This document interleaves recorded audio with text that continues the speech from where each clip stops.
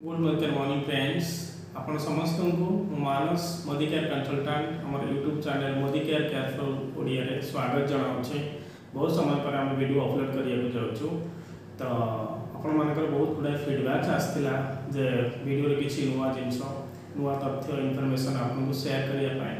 तो आज रे टॉपिक होची मोदी केयर रो वर्ल्ड ब्रांड रो गोटे बहुत बढ़िया प्रोडक्ट जोता समस्त बहुत प्रयोज्य यूज करबा। तो तार ना होची वेल करेला जामुन जूस। तो प्रथम आम देखा जे वेल करेला जामुन जूस कौन। सो फर्स्ट आम आपको अनबॉक्स करवा। तो केमिति आसे एमती पैकेट रे आसे आपको अनबॉक्स कले आपन को मिलिबो गोटे मेजरमेंट रो गोटे ठीपी मिलिबो। ए कैप रे आपनकर 10 ml 15 ml 20 25 30 ml up to 30 ml या तार गोटे माप ठीपी अछि जोटा आपन जेतले जूस तक यूज करेंगे या द्वारा यूज करेंगे। एबे ता भितरे अछि आपनकर वेल ब्रांड रो करेला जामुन जूस। ओके तो ए जूस बाबद रे किछि इंस हमें जानबा। तो साधारणतः समस्त जानती जे ये करेला जामुन जूस से माने व्यवहार करबा दरकार, से माने आपको यूज करबा दरकार, पीबा दरकार जो मानकर सुगर बढ़ी जाइए। साधारणतः लोक मैंने कहते सुगर अच्छी। तो ये कथा हूँ जे सुगर आसला कौट। तो ये मनीष शरीर में कौन हुए ना किसी जिनस अच्छी जार मात्रा में जदि आपणकर टिके भी अपडाउन हम तो डॉक्टर कहते जे ये जने सुगर पेशेंट। ओके तो प्रथम कथा हूँ जो सुगर बा ब्लड सुगर लेवल जो बढ़ी जावा यहाँ गोटे रोग ना किसी अव्यवस्था कौन यहाँ यार प्रतिकार अच्छी ना ना। एबे कथा हूँ ए ब्लड सुगर आसे कौट आम जहाँ भी किसी खाऊचे तो तादर सुगर प्रोड्यूस हुए आम शरीर भितर जो से हजम प्रक्रिया संपन्न हुए। एबे कथा हूँ ये सुगरटा जोटा किसी लोक मैंने कहते जे आम किसी मीठा खाऊना मीठा जातीय कौन जिनस खाऊना तो ये सुगर आम देहरे आम शरीर में केमती बढ़ीगला। आम मीठा जातीय जिनस खाऊने ठीक अच्छे किंतु आम श्वेतसार जातीय खाद्य खाऊचे जोटा आमको पार्टी किसी मात्रा मीठा लगे जमती कि चूड़ा भात आलू जहाँ भी आप खाऊँच किसी मात्रा जो मीठा लगे सेटा हूँ श्वेतसार जातीय खाद्य ताकि ही बेसी एनर्जी थाए आपको शक्ति से मिले। किंतु जदि तार परिमाण आप अधिक ग्रहण करेंगे तो ताकू हजम करने आम शरीर में मौजूद थिबा इंसुलिन कमी जाए। एबे ये इंसुलिन शब्दटा को को माने जानिचंती जो माने ब्लड सुगर अनियमितता रे कोन से माने आक्रांत होइछंती। तो एबे कथा हो जे जिनसटा कोन केबे भल हो ना कि आम तार किछ प्रतिकार करि परिबा ना करि परिबे।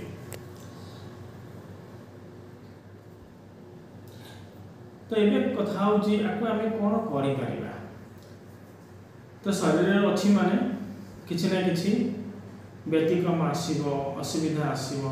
जमी धरी नि गोटे उदाहरण को आम गोटे गाड़ी चलाऊे जब तार पेट्रोल टी सरीगला ताने नुह जो गाड़ीटा खराब होगा हम पेट्रोल पकड़े गाड़ी चल पार। जब तार इंजिन ऑयल टी सरीगला तो इंजिन ऑयल को रिप्लेस करके गाड़ीटा को पुणी स्मूथ रनिंग कर ठीक सेमती आम खाद्य जहाँ भी खाऊचे धरी सी हूँ पेट्रोल आ मोदी केयर तरफ वेल ब्रांड रो जहाँ भी सप्लीमेंट जहाँ भी आप मोदी केयर नहीं आसूची से सब हूँ आपण शरीर पर इंजिन ऑयल। तो इंजिन ऑयल कौन हुए आपणकर भीतर जी मेसीन पार्ट्स अच्छी से सब जिनस ठीक जगह सुचारू रूपे कौन हुए ठीक से रुहे आम शरीर में मैनेजमेंट ठीक से हुए। एबे कथा हूँ करेला जामुन जूस कौन मार्केट तो बहुत करेला जामुन जूस मिलूँ बहुत अलग कंपानी भी मिलूँ मोदी केयर करेला जामुन जूस को आम कहीं प्रिफर करवा पसंद करवा यार खासियत कौन ये हूँ हिमालयन ब्रांड रू प्रोड्यूस करा कोल्ड प्रेस्ड बहुत बढ़िया गोटे मेजर पॉइंट हूँ जो मानकर सीवियर गैस्ट्रिक अच्छी गैस्ट्रिक पेशेंट से मैंने आपको बहुत आराम रे खाई पारे पेटे सहज हजम हम आपन गोटे कलरा सुगर पेशेंट किसी अच्छा जो मैंने जानते से कलरा को पसंद करती पिता जिनस को पसंद करती किंतु से खाई सारा शरीर में गैस परिमाण बढ़ी जाए कहीं हूँ नेचुरल। तो ये जो जिनसटा यहाँ हूँ कौन ना हिमालयन बेल्ट्र कोल्ड प्रेस्ट आम शरीर में पाकस्थली में बहुत सहजरे हजम हो जाए तो गैस्ट्रिक कौन संभावना ना। एवं कथा हूँ यार काम कौन ये इन्सुलिन मात्रा जदि कम बेसी हो शरीर में ताहले आम कहूँ से जड़े लोक सुगर पेशेंट बा सुगर किसी डिस्टर्बांस शरीर में एवं कथा हूँ ये सुगर मात्रा को बालांस करके रखिब आपंकर ब्लड सुगर को मेंटेन कर प्रचुर परिमाण एंटीऑक्सीडेंट अच्छी आपन को बहुत एनर्जेटिक लगे ये आपंकर ब्लड को प्यूरिफाई करे। तो समस्ते कहते करेला जामुन जूस जोटा से सुगर पेशेंट खाइबे ना अन्य लोक भी खाई पारे गोटे साधारण हेल्दी लोक खाई पार असुविधा हेले आम कहीं खाइबा असुविधा पूर्व जदि आम खाइबा ताले आम निजको सुस्थ रखिपर।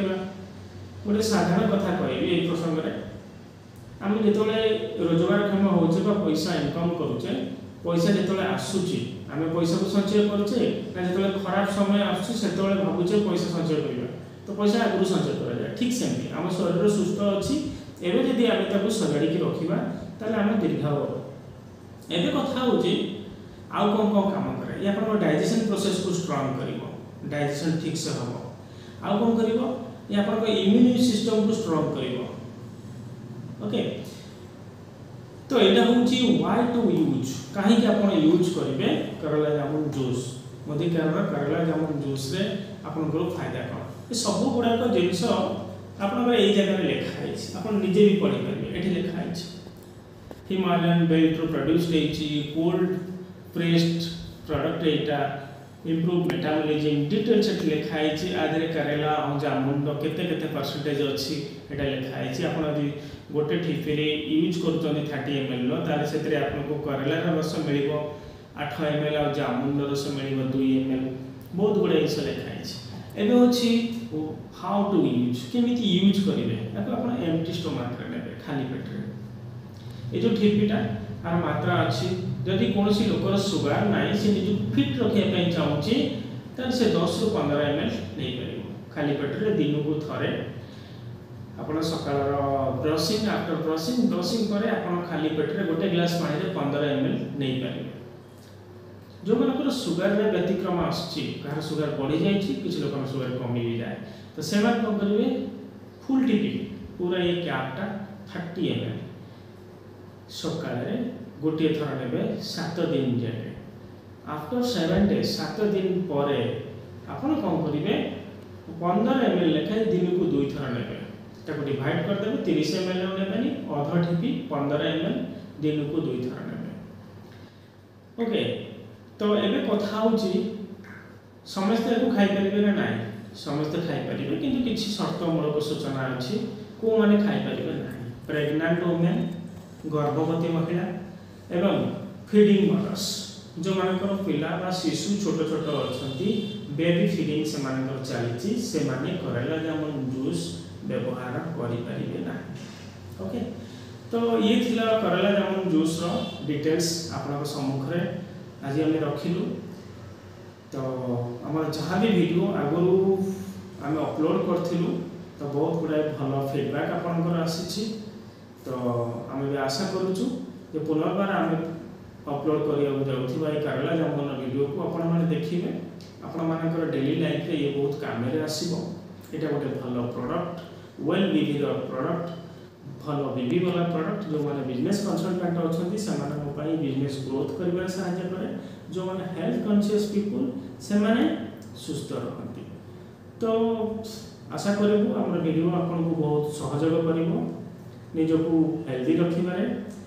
तो गोटे छोट रिक्वेस्ट अच्छी यदि आपन को आम वीडियो भल लगुच तो चैनल को आप लाइक शेयर एंड सब्सक्राइब करेंगे। धन्यवाद।